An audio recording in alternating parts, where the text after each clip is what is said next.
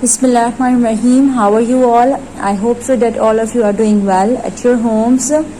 So class, we have done chapter number 4. Now we are going to start chapter number 6, and the name of the chapter is visible to you all. The name of the chapter is direct and indirect variation.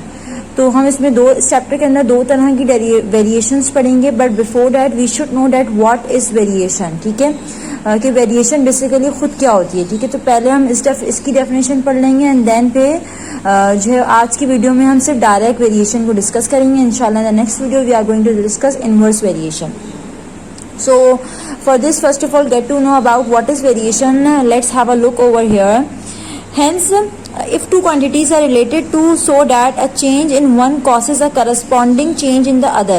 क्या कह रहे हैं, किसी भी एक चीज़ के अंदर change लेकर आऊँ और दूसरी चीज़ में भी चेंज आ जाए. ठीक है, चाहे फॉर एग्जाम्पल मैं किसी भी चीज़ को इंक्रीज कर रही हूँ और दूसरी चीज़ इंक्रीज हो जाए या डिक्रीज हो जाए, चेंज आ गया, दैट मीन्स दैट कि उसमें क्या आ गई, वेरिएशन आ गई. If I change any one thing and that change comes in another thing also, अगर एक चीज़ के अंदर मैं चेंज लेकर आ रही हूँ और दूसरी चीज़ के अंदर चेंज ऑटोमेटिकली खुद ही आ जाता है, तो इसका मतलब वो चीज़ क्या है, दैट इज बेसिकली वेरिएशन. ठीक है, अब इसमें क्या होता है कि हमारे पास दो तरह की वेरिएशंस होती हैं, एक डायरेक्ट वेरिएशन होती है और इनवर्स वेरिएशन होती है. ठीक है, so now let's have a look over here, that is what is direct variation. So when an increase or decrease in one quantity leads to an increase or decrease in other quantity, these are in direct proportion or variation to each other. क्या कह रहे हैं, किसी भी एक चीज़ को मैं increase करूं तो दूसरी क्वांटिटी के अंदर भी इंक्रीज आ जाए, इंक्रीमेंट आ जाए. इसी तरह किसी भी एक क्वांटिटी को मैं डिक्रीज करूं और दूसरी क्वांटिटी के अंदर ऑटोमेटिकली डिक्रीज आ जाए. ठीक है, सो it means that this type of variation is direct variation. ठीक है, कि मैं किसी भी एक क्वांटिटी को अगर इंक्रीज करती हूँ सो ऑटोमेटिकली दूसरी क्वांटिटी भी हमारे पास इंक्रीज हो जाए. सेम फॉर द डिक्रीज, किसी भी एक क्वांटिटी को डिक्रीज करूँ तो दूसरी क्वांटिटी ऑटोमेटिकली मेरे पास डिक्रीज हो जाए. So that is basically direct variation. तो इसको हम एक दफ़ा जो है वो प्रोपोर्शन की फॉर्म में, रेशियो की फॉर्म में करके देख लेते हैं. If A ratio B is directly proportional to C ratio D. क्या कह रहे हैं, अगर A ratio B directly proportion है, जिसका डायरेक्ट प्रोपोर्शन है सी रेशो डी के साथ, तो मैं ये कह सकती हूँ then A upon B equals to C upon D. A upon B बराबर होगा सी अपॉन डी के. ठीक है, इसकी कुछ एग्जांपल्स देख लेते हैं कि किस तरह से डायरेक्ट वेरिएशन होता है. पहले हम एक नॉर्मल जर्नल एग्जांपल्स को डिस्कस कर लेते हैं. ठीक है, टाइम एंड डिस्टेंस को देखें जिस तरह से, ये these all are the examples of the direct variation. So first of all time and distance. The longer a car is driven at constant speed the more distance it will cover. गाड़ी को आप जितना चलाएंगे, जितना आप travel करेंगे, उतना ज़्यादा वो डिस्टेंस कवर करेगी. मतलब जितना गाड़ी चल रही है उतना डिस्टेंस ट्रेवल हो रहा है. तो इट मीन्स डैट गाड़ी का जो है डिस्टेंस के साथ डायरेक्ट रिलेशनशिप है. ठीक है, डायरेक्ट वेरिएशन हो रही है यहाँ पे. एक चीज़ बढ़ रही है तो दूसरी चीज़ ऑटोमेटिकली खुद ही बढ़ रही है. The longer the distance are newsboy has to cover the more time he will take. अब एक न्यूज बॉय जिसको जो है एक डिस्टेंस कवर करना है. ठीक है, अब वो जितना ज़्यादा डिस्टेंस कवर करेगा उसको उतना ज़्यादा टाइम लगेगा. ठीक है, वही बात आ गई कि अगेन डायरेक्ट रिलेशनशिप हुआ. अगर कम डिस्टेंस होगा तो इट मीन्स उसको टाइम कम लगेगा. ठीक है, तो again this is an example of direct variation. Now thus time and distance have direct variation. Time और डिस्टेंस, आप पहली वाली एग्जाम्पल में डिस्टेंस और दूसरी वाली एग्जाम्पल में टाइम, दोनों क्या है हमारे पास डायरेक्ट वेरिएशन की एग्जाम्पल है. If one increases the other increases. किसी भी एक कोई भी एक चीज़ बढ़ती है तो दूसरी खुद ब खुद बढ़ जाती है. बिल्कुल इसी तरह कोई भी एक चीज़ कम होती है तो दूसरी चीज़ खुद ब खुद कम हो जाती है. तो बेसिकली टाइम एंड डिस्टेंस में हमारे पास time and distance basically are the direct variation. इन दोनों का आपस का डायरेक्ट वेरिएशन का रिलेशनशिप होता है. किसी भी एक चीज़ को बढ़ाते हैं तो दूसरी चीज़ ऑटोमेटिकली बढ़ जाती है. Now we are going to move to the next example which is about people and pizzas. ठीक है, the more people there are at a party. एक पार्टी के अंदर जितने ज़्यादा बंदे होंगे उतने ज़्यादा पिज़्ज़ा रिक्वायर्ड होंगे. ठीक है, अगैन जितने ज़्यादा पिज़्ज़ा जितने ज़्यादा लोग उतने ज़्यादा पिज़्ज़ा. तो again this is a direct relationship. The more pizzas will be needed. Same for the length and the area. The longer a table, एक टेबल जितनी लंबी होगी, जितनी ज़्यादा लेंथ में होगी, the greater will be it's area. जितनी ज़्यादा लेंथ है उतना ज़्यादा क्या होगा, एरिया होगा. ठीक है, इसी तरह Thus length and area are in direct variation. इसमें जो है people and pizza are the in direct variation and the length and the area are in direct variation. So in this way we can say that if any one thing is increases, so automatically the increase in other thing also will also come. ठीक है, सिर्फ increase नहीं, ऐसे decrease का भी हो सकता है. किसी भी एक चीज को कम करूं तो दूसरी चीज ऑटोमेटिकली कम हो जाए. जिस तरह से अभी मैंने आपको न्यूज बॉय की एग्जांपल दी थी कि अगर वो न्यूज बॉय ने कम डिस्टेंस कवर करना होगा तो ऑटोमेटिकली उसको कम टाइम लगेगा. तो this is also a direct variation. ठीक है. Now here you have seen two more examples are given over here, which is direct and inverse variation. ठीक है, यहाँ पे डायरेक्ट वेरिएशन को पहले डिस्कस कर लेते हैं. Read the following examples carefully. यहाँ पे अगर आप देखें, यहाँ पे आपको कुछ कपकेक्स गिवन है. ठीक है, to make more cups of chocolate mousse I will need more milk. मुझे ज्यादा चॉकलेट कपकेक्स बनाने हैं तो मुझे ज्यादा क्या चाहिए होगा, मिल्क चाहिए होगा. ठीक है, जितना ज्यादा मिल्क होगा उतना ज्यादा आपके पास जो है वो कपकेक्स बनेंगे. Same to make a bigger pattern I will need more square. अब मुझे एक स्क्वायर पैटर्न बनाना है. ठीक है, अब मुझे इसको, मैं चाहती हूँ कि ये बड़ा हो जाए, तो जब मैं इसको बड़ा करूंगी, इस स्क्वायर पैटर्न को और बड़ा बनाऊंगी, तो automatically I will need this squares more. मुझे ये स्क्वायर्स और ज्यादा चाहिए होंगे. ठीक है, तो again this is an example of direct variation. In these two examples one quantity increases और डिक्रीज. कोई भी किसी भी एक क्वांटिटी को बढ़ाती हूँ तो automatically as a other increases, तो दूसरी क्वांटिटी ऑटोमेटिकली बढ़ जाती है. जिस तरह से मोर मिल्क मोर मूव्स, लेस मिल्क तो लेस मूव्स. जितना ज्यादा मिल्क होगा उतने ज्यादा कपकेक्स, जितना कम मिल्क होगा उतने कम कपकेक्स. ठीक है, मोर स्क्वायर्स तो बिगर पैटर्न, बड़े ज्यादा स्क्वायर्स लूंगी तो जो है मेरा पैटर्न बड़ा बनेगा, और अगर कम स्क्वायर्स लूंगी तो मेरा पैटर्न छोटा बनेगा. ठीक है, so this is an example of direct variation. Direct variation में again I'm going to repeat it, remember it, whenever we are going to increase any one quantity, so automatically there is an increase in the other quantity. दूसरी quantity में automatically हमारे पास increase आ जाएगा. Same for the decrease. If I am going to decrease any one quantity, so automatically there is a change comes in the other quantity which must be decreased. तो वो लाजमी change क्या होगा, decrease ही होगा. So this is an explanation of direct variation. Okay, now in this page on we are going to solve an question over here. अब हम direct variation को देख लेते हैं कि डायरेक्ट वेरिएशन को अगर मैं एग्जांपल्स में देखूं तो क्या मतलब है इसका. ठीक है, so you can see over here that we have a question. In a store for electric gadgets the cost of the bulbs is written in this form. एक स्टोर है जहाँ पे जो है बल्ब्स की जो है वो डिफरेंट कॉस्ट है. ठीक है, तो आपको वहां पे किस तरह से, इस तरह चार्ट उन्होंने बना के लिखा हुआ है. Number of bulbs and cost in rupees. ठीक है, जैसे आप देखिएगा नंबर ऑफ बल्ब्स हमारे पास कितनी है, 5. तो कॉस्ट इन रुपीज हमारे पास कितनी है, मतलब 5 बल्ब की प्राइस है 500. एंड सेम जब 10 बल्ब्स होगा तो 10 बल्ब्स की क्या प्राइस हो गई, 1000. 15 बल्ब्स हैं तो क्या हो गई, 1500. 20 बल्ब्स हैं तो 2000. 25 bulbs हैं तो 2500 and same for 40 bulbs is 4000. So you can see over here that as the number of the bulbs are increasing, पहले 5 थे, 10 हुए, फिर 15, 20, so you have seen that the cost is also increasing. जैसे जैसे मैं bulbs का amount बढ़ा रही हूँ वैसे वैसे क्या बढ़ रहा है, इनकी प्राइस भी, इनकी कॉस्ट भी बढ़ रही है. तो this is means that this is called direct variation. So basically this is direct variation. इसको हम क्या कहते हैं कि ये डायरेक्ट वेरिएशन है. Now what is this, the price of each bulb. अब मैं हर केस के अंदर एक बल्ब की प्राइस देखती हूँ. पहला केस मेरे पास क्या है कि 5 बल्ब्स मेरे पास 500 रुपीज के हैं. ठीक है, तो इस केस में मैं देखती हूँ कि मेरे पास एक बल्ब की क्या प्राइस होगी. ठीक है, तो 500 को मैंने 5 से डिवाइड किया एंड आई गॉट 100 रुपीज. ठीक है, तो इसका मतलब इस केस के अंदर एक बल्ब की क्या प्राइस होगी, 100 rupees. Now come on to the second thing, second variation which is 10 bulbs are equals to 1000 rupees. ठीक है, तो 10 बल्ब कितने के बराबर है, 1000 रुपीज के. तो 1000 को मैं 10 से डिवाइड कर दूंगी. 1000 को डिवाइड किया, अगेन आई गॉट 100 रुपीज. ठीक है, you are getting me.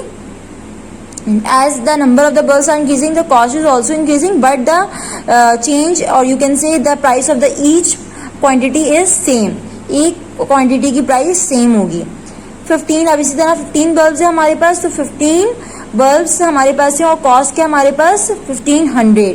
So it means that when I got to know about the price of each bulb और the cost of each bulb, so what will I do, I will divide the 1500 with 15. When I will divide the 1500 with 15, जब मैं 1500 को 15 से divide करूंगी, you can see over here that I will got 100. ठीक है, कैसे 100, 15 1 15, 15 1 15 और 1 और 2 0 ये आ गए. ठीक है, now in this case you can see the fourth case, which is when we have 20 bulbs, so the cost of the 20 bulbs will be 2000. ठीक है, now in this case I want to know that what is the cost of each bulb. So what will I do, I will divide the total cost with the number of the bulbs.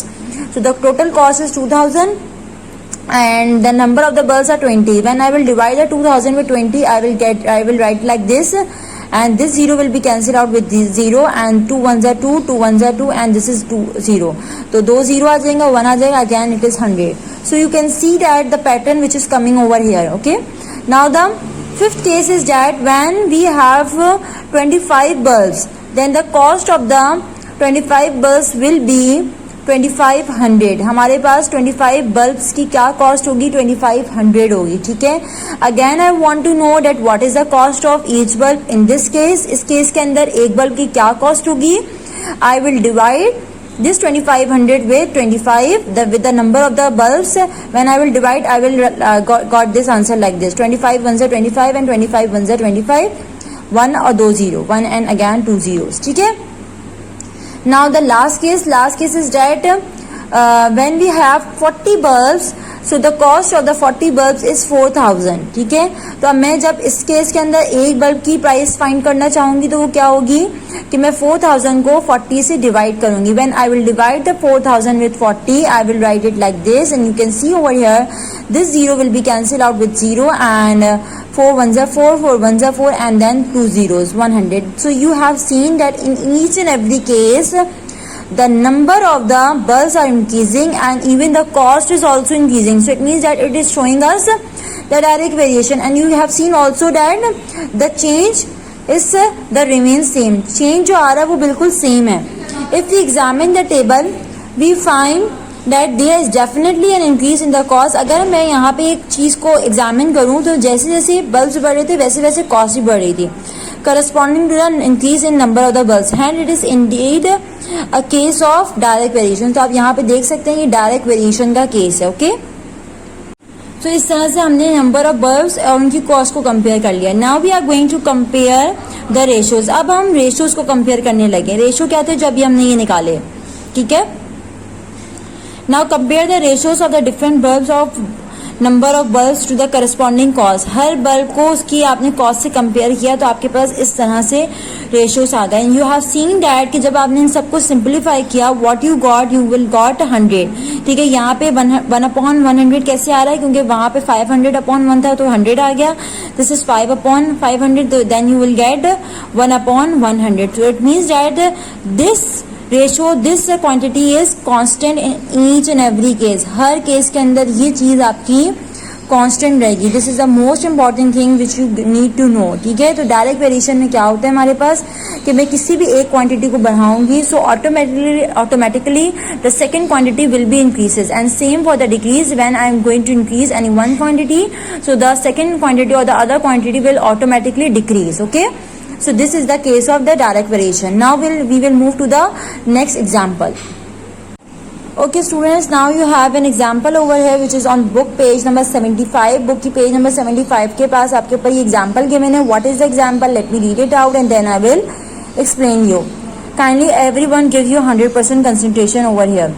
If the cost of 10 balls each of the same value is ₹200. क्या कह रहे हैं, अगर 10 balls की cost आपको बता दी which is 200.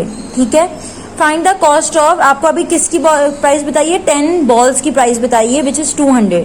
Now you are going to find out the 2 parts. The part number 1 is you have to find out the cost of 20 balls. यही 20 balls लूंगी तो क्या प्राइस होगी, और अगर मैं 1 ball लूं, मतलब एक तो इंक्रीमेंट दिखा रहे हैं कि अगर 10 से 20 हो जाए और एक दिखा रहे हैं कि 10 से 1 अगर हो जाए तो तब क्या कॉस्ट होगी. So in this case let's have a look over on the part number 1 which is 20 balls. Let's the required cost be ₹x. For example 20 balls की जो कॉस्ट है वो कितनी है, 100x है. ठीक है, क्या सपोज कर रहे हैं आप कि 20 बॉल्स की क्या कॉस्ट है, वो एक्स है, जो कि हमें नहीं पता। ठीक है, तो मैं इस तरह से लिख सकती हूँ कि number of balls and cost in rupees.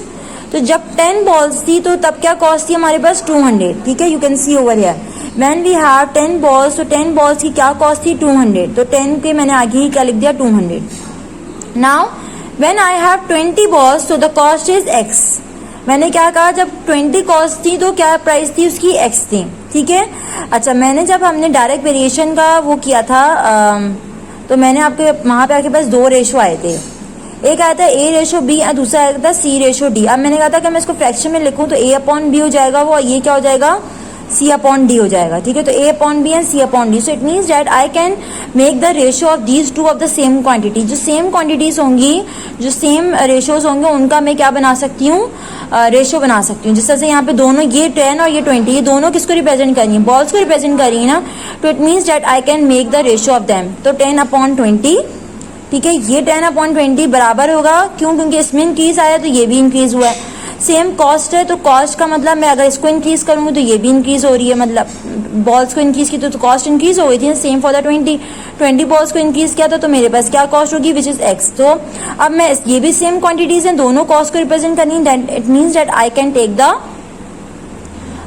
Ratio. जब मैं इसका रेशो लूंगी तो मेरे पास क्या आ जाएगा 200 अपॉन एक्स। जिस तरह से सी अपॉन डी लिखा था, बिल्कुल इसी तरह 200 अपॉन एक्स आ जाएगा। These two are the basically this is the problem of the direct variation. So it means that these two are equal. तो ये दोनों बराबर हो जाएंगे। अब आप यहाँ पे देख सकते हैं ये 0 0 से कैंसिल हो जाएगा और आपके पास लेफ्ट हैंड साइड पे क्या आ जाएगा 1/2 and on the right hand side you will get 200 upon x. Now you have to find out the value of the x, so you can easily find out by the cross multiplication. इस x को वहां से multiply कर दें और इसको यहाँ पे, जब x 1 से मल्टीप्लाई होगा तो क्या आ जाएगा x, और जब 2 जो है 200 से मल्टीप्लाई होगा you will get the cost of the 20 balls. तो अब वो आपके पास क्या हो जाएगी 400। So in this way you have seen कि जब 10 बॉल्स थी तो 200 थे और जब 20 बॉल्स थी तो क्या कॉस्ट थी 400। ठीक है, this is the part number 1। Now part number 2। Part number 2 में हमारे पास क्या है, 1 बॉल की कॉस्ट निकालनी है। सो first of all have a look over here कि हमारे पास नंबर ऑफ बॉल्स का अगेन हम वो एक चार्ट बनाते हैं। ठीक है, नंबर ऑफ बॉल्स जब हमारे पास 10 थी तब कॉस्ट क्या थी 200। ठीक है, अब नंबर ऑफ बॉल्स कम हो गई हैं, नंबर ऑफ बॉल्स कम होकर कितनी हो गई, 1 हो गई। 1 बॉल की कॉस्ट निकालनी। इट मीन्स दैट 1 बॉल की कॉस्ट क्या है हमें नहीं पता। It means that I have written over here x. ठीक है, अब मैं क्या करूंगी, अब मैं इसका अगेन रेशियो लूंगी जिस तरह से ऊपर लिया था, ए रेशियो बी बराबर था सी रेशियो डी के। तो यहाँ पे क्या आ जाएगा 10 upon 1 equals to 200 upon x. Again I am going to cross multiplied. When I will cross multiplied you will see over that x this x will be multiplied with 10। जब ये x 10 से मल्टीप्लाई होगा तो क्या आ जाएगा इस तरह से 10 मल्टीप्लाई बाय एक्स, और जब 1 200 से मल्टीप्लाई होगा तो क्या आ जाएगा 200 multiply by 1। This is called cross multiplication. ठीक है, ये जो हम करते हैं ना इसको क्रॉस मल्टीप्लिकेशन कहते हैं। Now the next term is जब 10x से मल्टीप्लाई होगा तो क्या आ जाएगा 10x, और जब 201 से मल्टीप्लाई होगा तो क्या आ जाएगा 200। मुझे किसकी वैल्यू निकालनी है, x की निकालनी है। तो x यहीं पे रहेगा, 10 मल्टीप्लाई हो रहा है, दूसरी साइड पे जाके क्या हो जाएगा divide. When 200 will be divided by 10 then you will see this 0 will be cancelled out and 20 upon 1 means 20. It means that the cost of 1 ball is 20 rupees.